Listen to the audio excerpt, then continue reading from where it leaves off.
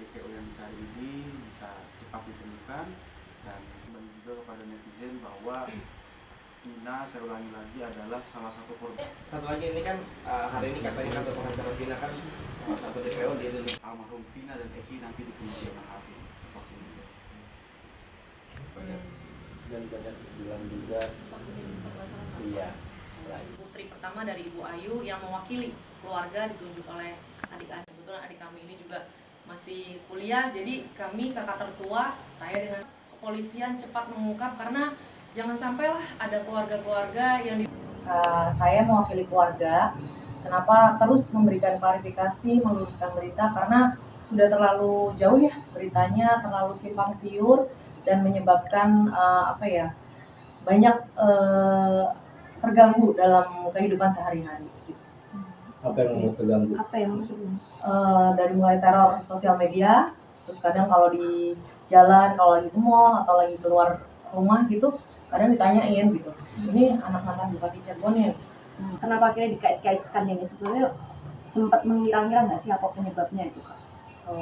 Kalau kami itu pertamanya bukan nggak mau tahu berita ini ya, tapi memang karena film ini baru naik, memang baru ramai juga di Kota Cirebon dan di Kabupaten Cirebon.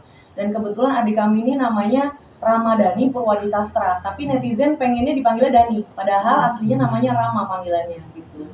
Dan kebetulan suami saya juga nanti mungkin menyampaikan setelah penuduhan kepada Rama ini tidak terbukti, netizen mencari-cari lagi nih bulan-bulanannya, itu suami saya. Kami sih sejauh ini belum melaporkan ya, tapi kami terus mengawasi aja. Karena kan sejujurnya kalau Rama ini kebetulan masih di kuliah ya, belum berumah tangga. Tapi yang kebetulan sangat mengganggu ini kami yang sudah berumah tangga, karena kan jejak digital itu ada ya Mas ya. Jadi kadang kalau kata-kata kasar atau tuduhan-tuduhan yang kira-kira menyakitkan itu, kayaknya kami juga mulai mengawasi gitu, karena kasar sekali kata-katanya, sudah berani untuk mengata-ngatai secara pribadi, keluarga, maupun juga anak-anak kami. Saya perjelas sedikit, saya itu kelahiran 2004, bulan Oktober, tanggal 15. Dan kejadian itu 2016.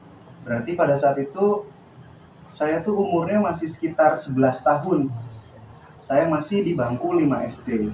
Jadi, kalau saya dibilang terlibat kasus ini sangat-sangat tidak mungkin gitu.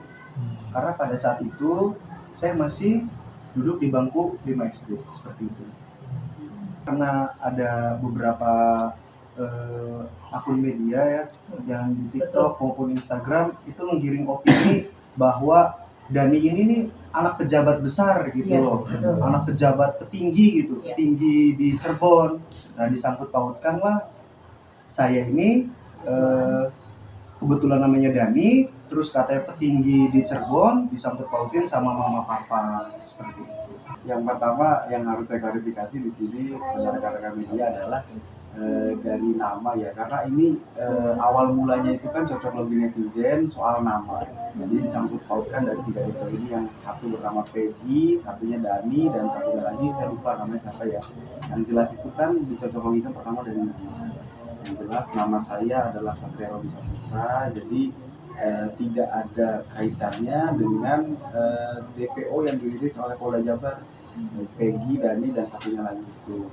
Terus yang kedua adalah pada saat 2016, posisinya saya pada saat itu masih kuliah di Jakarta, karena saya lahir tahun 97, pada saat itu mungkin saya umur 19 tahun begitu. Dan itu saya masih kuliah di Jakarta di Universitas Al-Azhar Indonesia. Nah, itu netizen juga bertanya-tanya kenapa kok pada 2016 itu bahkan ada yang mengkaitkan pernah cuti kuliah gitu ya. Jadi ada yang jangan-jangan pada saat cuti kuliah ini kabur dan sebagainya gitu ya. Itu juga saya perjelas lagi, karena pada saat 2016 itu saya dengan istri itu menikah di bulan November tanggal 20 2016. Jadi memang saya mengambil cuti kuliah pada saat itu, bukan dikait-kaitkan dengan adanya pelarian daripada DPO pada saat kasus almarhum Vina dan almarhum Eki, seperti itu. Tapi tahu nggak sih Mas, dengan ada kasus fenomena demo tersendiri itu kayak gimana kasus? Kebetulan teman-teman media, saya ini sekarang selaku kepala desa di Kabupaten Cirebon, dan saya sangat concern sekali dan terkait masalah isu geng motor. Jadi bukan hanya tahun 2016 saja, akan tapi sampai dengan saat ini pun peristiwa geng motor itu masih terjadi di Cirebon, dan itu sangat mengerikan. Setiap malam itu, terutama malam minggu ya, kami itu memberdayakan perangkat desa, Linmas, Babin Katipmas, dan Babinsa itu tuh berjaga-jaga.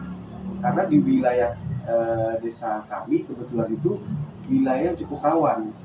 Itu dekat dengan, memang rada jauh dengan kasus kejadian Vina, kan, tapi karena wilayahnya itu di wilayah pusat pusat perbelanjaan, pusat ekonomi ya di Cirebon itu sangat rentan sekali. Setiap malam itu banyak kejadian geng motor dan rata-rata memang pelakunya adalah anak-anak di bawah umur yang masih SMP, masih SMA, seperti itu. Jadi memang sama sekali nggak mengenal dengan komunitas itu dulu. Tidak, kalau mengenal, kami sama sekali tidak mengenal komunitas geng motor pada saat itu. Kalau Bapak sendiri pernah cerita nggak terkait dengan kasus ini? Orang tua tidak pernah ya.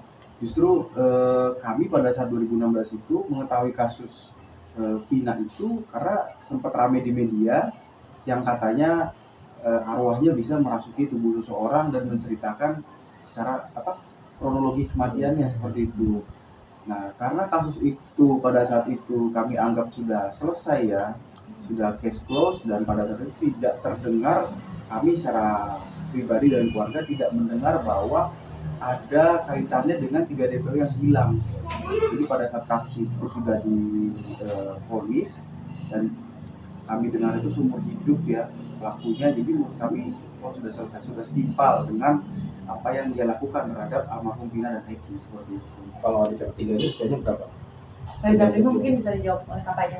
Reza Prima itu yang kami perlu perjelas lagi, namanya sebetulnya bukan Prima nama panggilannya ya. Bukan Prima. Namanya Reza Prima Hanjaya, tapi dipanggilnya adalah Reza atau Resya seperti itu ya. Dia itu adik saya yang kedua. Jadi kami ini 4 bersaudara, kami yang sulung, kedua itu perempuan, nah yang ketiga ini laki-laki, namanya Reza Prima Hanjaya.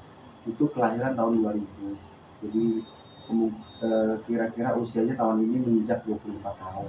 Kami siap, pokoknya kami siap kapanpun dibutuhkan, kami memberikan kali. Jadi bantu keluarga Vina, kami